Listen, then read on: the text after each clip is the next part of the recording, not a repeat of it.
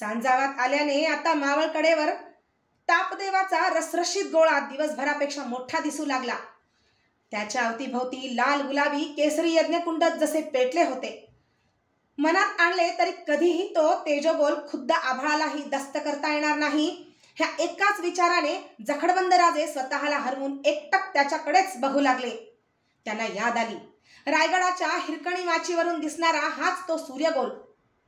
एकदा तर श्री सखींच्या बरोबर माचीवर उभे असताना त्यांनी विचारले होते, काय वाटतं समोरचा सूर्यनारायण बघताना तुम्हास? क्षणभरच थांबून त्या पटकन म्हणाल्या होत्या, माचीच्या या उंचवट्यावरून तो घरचाच वाटतो आबासाहेबांगत. आबासाहेब केवढा भाग्यवंत यशवंत आत्मा. रायगडी काळ होताना भवतीच्यांना ते म्हणाले होते, येतो मृत्यूलोक. येथे जितुके आले तितुके गेले. कशासाठी येतात माणसे आणि जातात काय उभवून?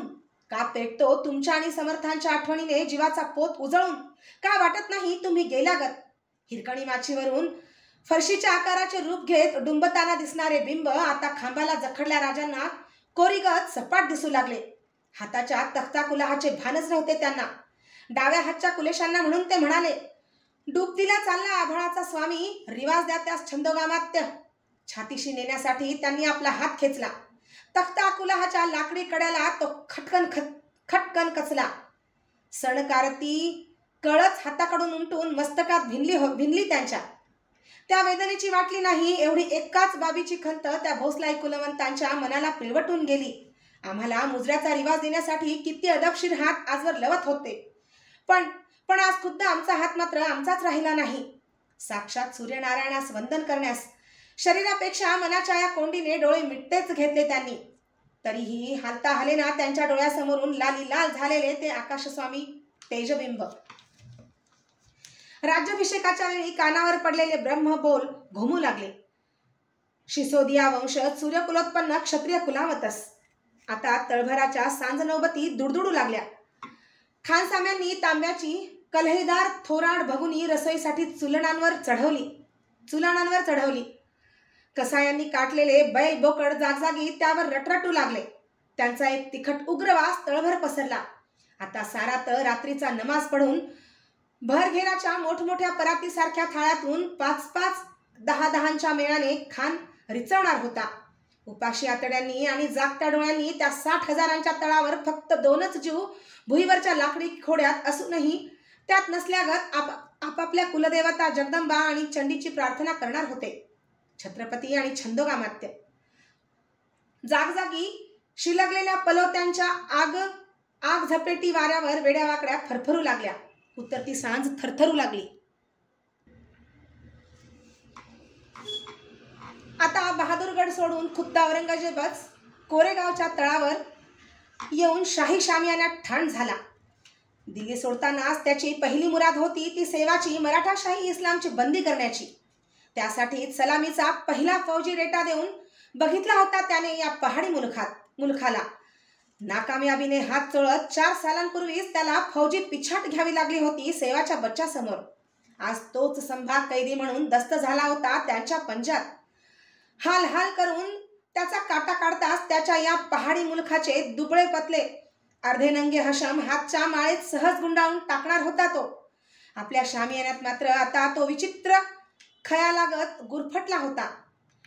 त्याला आपला बच्चा अकबर आणि दिलेरचा मीरबात खान यांचा संभालात सामील होण्याचा मतलब कळत नव्हता. संभाने दिल्या बेमुरवतखोर जाबांची नोंद त्याने घेतलीच होती. फितवेखोरीने ठिकठिकाणचे मराठे सरदार त्याने केव्हाच मुठीत टाकले होते.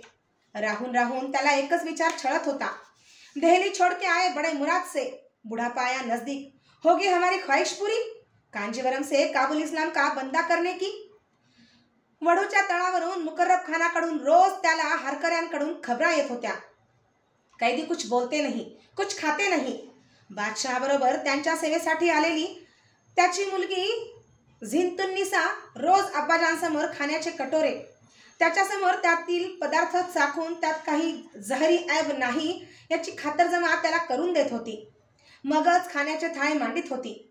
अशाच एक खाण्याच्या वेळी मुकर्रब खानकडून खबरे आला, जिद्दी काफरों ने अब तक कुछ नहीं खाया, रोज मसालेदार मोगली पदार्थांचे शाही थाळे राजांसमोर आणि सिरकुर्म्यांचे गोडे थाळे कवी कुलेशांसमोर नेऊन त्यांची भूक चाळवण्याचा प्रयत्नात मुकर्रब इखलास पुरते नाकामयाब झाले होते. कैदी दस्त करताना जो जोश मुकर्रब खानात होता त्याचीच जागा आता भयशंकेने घेतली होती. ऐसे ही मर गया काफर तो. कैदी काही खात नाहीत ही मुकर्रबची खबर ऐकून बेचैन औरंगजेब आपल्या थाळ्यापासून उठून फेर घेऊ लागला. मांडल्या अन्नावर माशा बसू नयेत म्हणून त्यावर पितळी झाकणे झिनतुन्निसा तत्परतेने ठेवू लागली. ते बघून जागीच थबकला. चमत्कारी कसा स्वतःशीच हसला. आपल्या पदार्थ चाखण्यात काही गफलत झाली काय? अब्बाजांना काही शक आला काय? याने भांबावलेली झिनत मोठ्या धाडसाने म्हणाली, हंस पडे अब्बाजान, शक है कोई? खदखदून हसत औरंगजेब तिला म्हणाला, मक्खियां बैठती है थाले पर इसलिए तूने डाल दिए ढक्कन उस पर. बेटी, कभी कभी इंसान के दिल पर भी बैठती है मक्खियां. क्या क्या लाओगी उसके लिए ढक्कन? एक भाई है तुम्हारा अकबर जो घूमता है गांव गांव तख्त के लिए, अनाज के लिए, और एक है ये सेवा का बच्चा संबा जो हाथ तक नहीं लगाता थाले को. सीमित झाल्या आपल्या मुलीकडे बघतानाच त्याने हुक्म दिला, ले जाओ ये खाना, हम नहीं चाहते. वजीर असद खानाला याद फरमाऊन बादशाह ने हुक्म दिला, हम देखना चाहते हैं कैदी संबा को. हम देखना चाहते हैं कैदी संबा को. जाओ इंतजाम करो. औरंगच्या हयातीतली ही पहिलीच वेळ होती की तोहून एका कैद्याला बघायला राजी झाला होता.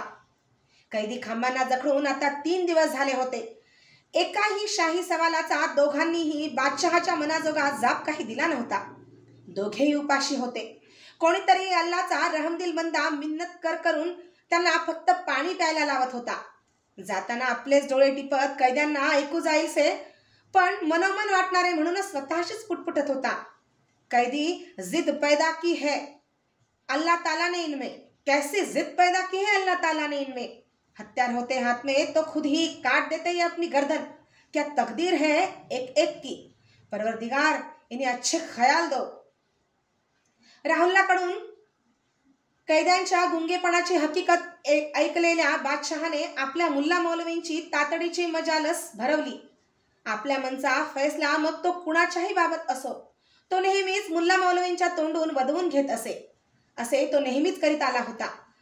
म्हणजे आपल्या फैसल्यावर तो इस्लामी धर्माचे शिक्कामोर्तब नेहमी करवून घेई. या कैद्यांबाबत त्याने तेच केले.